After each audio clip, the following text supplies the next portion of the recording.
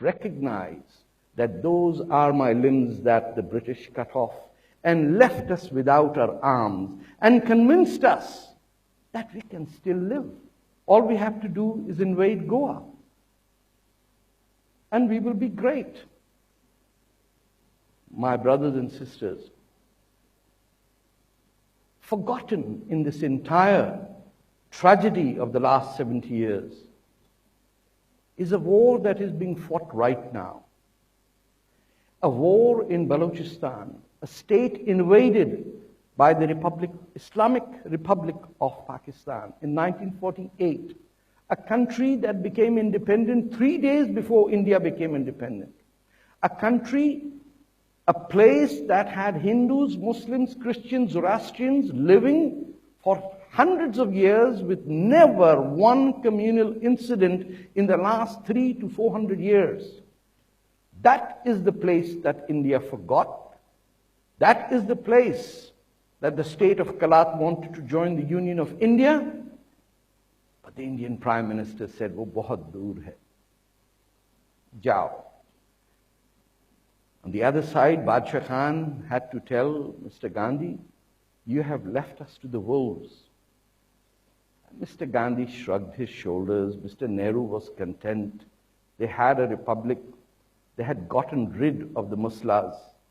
And who wanted to live with another 200 million people who could cause disunity?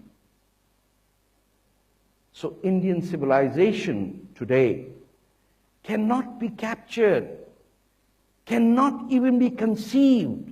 This India incredible with a dot and an I is useless sloganeering by the advertising agencies that have ruined you. Because India today is the river Indus. And not today, not tomorrow, not in 10 years, or maybe 100 years or 1,000 years. That river will continue to flow. And mark my word, the wound, the amputation done by the British by the creation of the Islamic Republic of Pakistan, which today is the motherlode of international terror and is the sample of ISIS that threatens the entire world, exists because India thinks that it understands its neighbor. India doesn't even know its neighbor. Indians would not even be able to tell what is the language spoken just west of Rajputana or Rajasthan.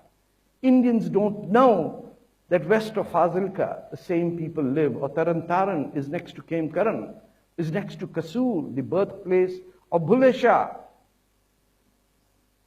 You have forgotten, you have not just abandoned us to the wolves, you have started feeding the wolves by your Aman Ki Asha.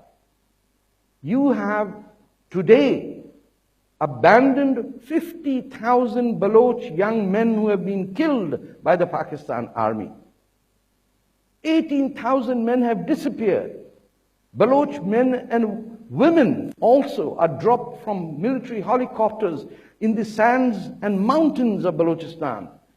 And I was shocked to find out at the Center of South Asian Studies at JNU that not a single student knew or knew where was Balochistan or what was the state of Kalat.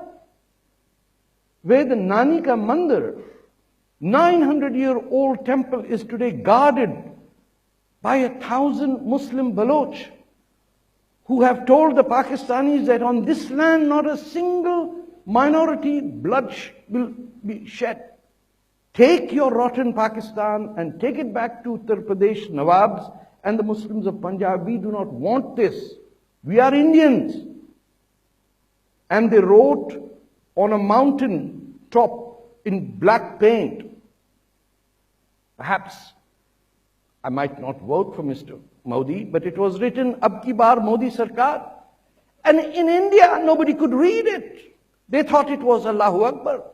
Because everything written in Urdu, Arabic is Islamic, you see. No Indian knew what was happening. How many know that there are Baloch families living in Gujarat, in Maharashtra? How many know that the African community of Surat is Baloch?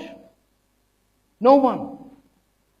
So my dear friends, brothers and sisters, I am saying that the independent state of Kalat that existed on March 27, 1948, that was invaded by the Pakistan army after it had been repulsed from the state of Jammu and Kashmir, which you remember all the time, but you forget the state of Kalat.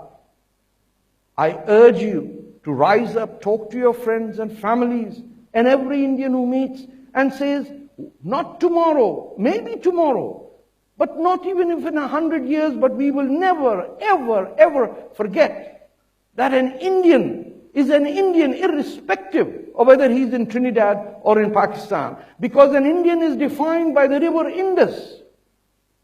And we are Indians whether we are Muslim, Hindus, Sikhs or atheists.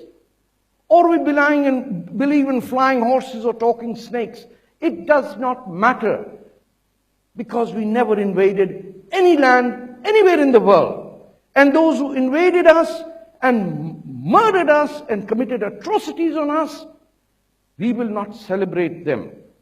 And if there is one Indian who wants to put this in action, he can come with me and we'll take a pail of black paint, and wherever the word Aurangzeb is written, we will put a slash across it and say, my Muslim leader of India is Dara Shikoh, not the mass murderer Aurangzeb. But is there an Indian who will rise to do that?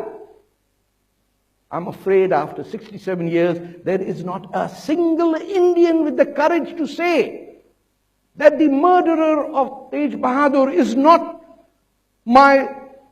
worthy of the name in my capital street. That Dara Shikoh, who translated the Upanishads into Farsi, into French, into English, is my leader.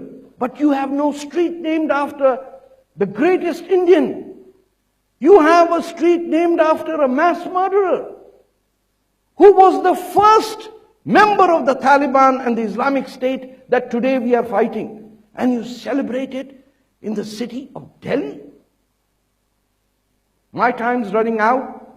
I just have to say that it has been a pleasure to be in this great city of Patiala, to be in the Punjab where my forefathers lived, to be in a state where the Hindu, Muslim and Sikh, Christian, Zoroastrian lived as a single family, whether in Patiala or whether in Lahore, whether Rawalpindi or Ludhiana, whether it was Ambala or whether it was Kasur. Bulle Shah has been forgotten by the people of India, and your children are not named Dara Shikoh? Name them, and Indian Muslims have to lead this fight. For goodness sake, stop naming your children after Arab invaders. Name them after people who fought the Arab invaders. Unless and until you do that, that schism will always be there. You cannot be divided into communities based on religion. You should be the communities of India should be based on ideas. Whether you're a socialist or you're a free market enterprise. Whether you believe in environmentalism, that is your community. Or whether you believe in the complete abolition of the caste system, not from the laws, but from your minds. So when your daughter marries a black man, you don't go to pray to your God to say, oh God, let there be a divorce because I want my daughter to be happy. Because India is never going to be a great civilization unless and until India's daughters are free to choose who they love, and irrespective of the skin color, caste, religion or background. Because we are sons and daughters of a civilization that we inherited. We didn't create it. The ones who created are lying dead in the mounds of Mohenjo-daro. We are the great, great, great, great grandchildren of great people. And unfortunately, we are behaving like midgets and pygmies because we do not know that we are in a gold mine looking for charcoal pieces. Get rid of your smallness and be big enough to take hold of India and make it your future. And say to the world, never again will someone have to urinate in the mouth of a fellow Indian. Because as long as that can be done, as long as a woman can be raped, India is not a civilization. India will be a civilization when a woman can walk on the streets of Delhi irrespective of what she wears. And never would a rich man scold every man that is poorer than him simply because he can do it. Because as long as you insult a fellow Indian, you cannot claim to be an Indian of dignity. I am a foreigner in some ways to your land, and I can tell you, in 2 months living in India, I have seen every man who can shout at a poor man exercise his power and shout and scream. People are terrified of the rich people. As long as the rich and elite of this country consider working poor as worthless, dark-skinned, lower caste people, you are not doing justice to those who gifted you with this amazing land, covered and sheltered by the great Himalayas and irrigated by the Indus and the Ganga and the Narmada and the Kerala Ghats and the Tamil Nadus. A Sri Lankan, a Bhutanese, a Sikkimese, a Maldivian, a Pakistani, they're all Indians. So never ever attribute Indianness to being just within the borders of what is India today. India is much, much larger. It is as large as the Mars orbit where your satellites go round and round. That is what is India. Thank you very much for giving me your time.